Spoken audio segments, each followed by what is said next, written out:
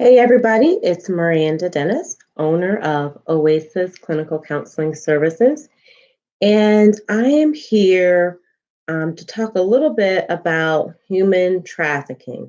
So today's January 31st, and it's the last day in January. But what some people don't know is that January is also Human Trafficking Awareness Month. And so on this last day of the month, I wanted to make sure to do my part and try to raise some awareness. So I recently went to a event. It was the 11th annual human trafficking event in Orlando, Florida. And I got a lot of great materials, heard some stories of the survivors. They shared kind of their experience and warning signs and things to look for. So I wanted to make sure to do my part and share information with you all as well. I, you know, some of the statistics that were presented involved, I think it said 20, let me see, about 20.9 million people are victims of human trafficking. And it's not, and sometimes we think human trafficking is just sex trafficking. It's also forced labor as well. So that's another form of human trafficking. It's not just sex trafficking. The most people that are victims are females. And about 26% of them are children that are either being forced into prostitution and or forced labor.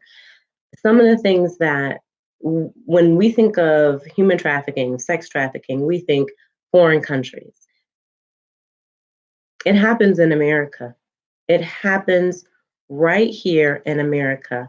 And the city that I'm in the state of Virginia, very high population of human trafficking um, going on because it's a port city. So there's lots of ways for people to come in and out of this area.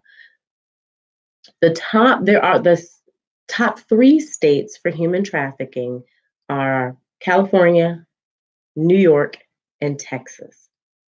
So if you live in those states, you are in one of the three states in America that has the most human trafficking activity. What can you do about it? Sometimes we feel like we're so powerless. Sometimes we feel like those things are happening overseas and they just want money for these programs. There are things that you can do right in America to support those that are survivors and have escaped. Some of the things that some of the survivors talked about needing support with was some of them have been captured as young as 8 years old. They didn't know how to do any banking. They don't know, they never finished school. They don't have any skills or labor, trade, any trade skills that they could get a career. They don't have those things.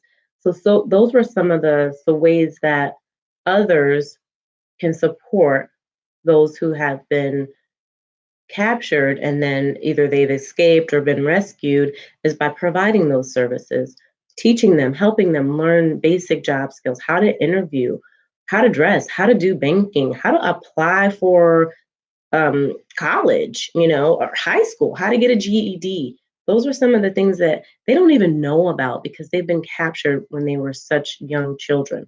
So there are risk signs also. Depression, if there's your young person or you notice a young person who's falling behind in school, they're drinking, smoking, they're being abused emotionally, physically, or sexually. There's family neglect. There's running away. They're hanging with the wrong crowd.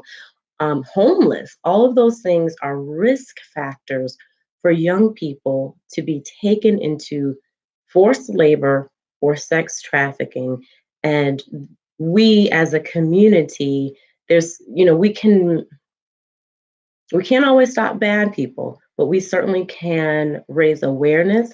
We can do our part. We can jump in. We can teach. We can volunteer. We can spread the word. So do what you can. Get the word out. There is help, there's tons of resources. There's the National Trafficking Resource Center, and actually, that number is 888 373 7888. So if you happen to be watching this video and you are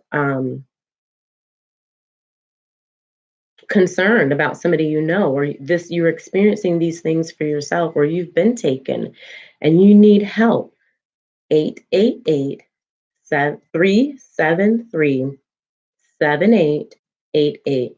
That is our National Human Trafficking Resource Center. They will discuss it with you. They will give you resources. They will tell you about reporting. They will make assistance to get police involved, whatever needs to happen. There are resources in America because human trafficking is happening in America. So I'm urging you to do your part. If you see a young person with these risk factors, reach out to them. Ask the question, do they need help? Point them in the right direction. Be a friend to them. Encourage them. Counseling. I'm a licensed therapist. That was the other thing that was mentioned by some of the survivors of human trafficking is, we all talk about, okay, yeah, they need economic support, they need housing, they need to get a job. The thing that they need the most, which was being missed until one of the survivors pointed it out, is we need therapy. Go to therapy. Get help from a licensed clinician. It is worth it. It can open up so many doors of healing for you emotionally. So I'm just urging all of you to be aware. Human trafficking is happening in America. The top three states, California, New York, Texas, those are US, United States of America, okay? It's happening here, and there are things that you can do about it.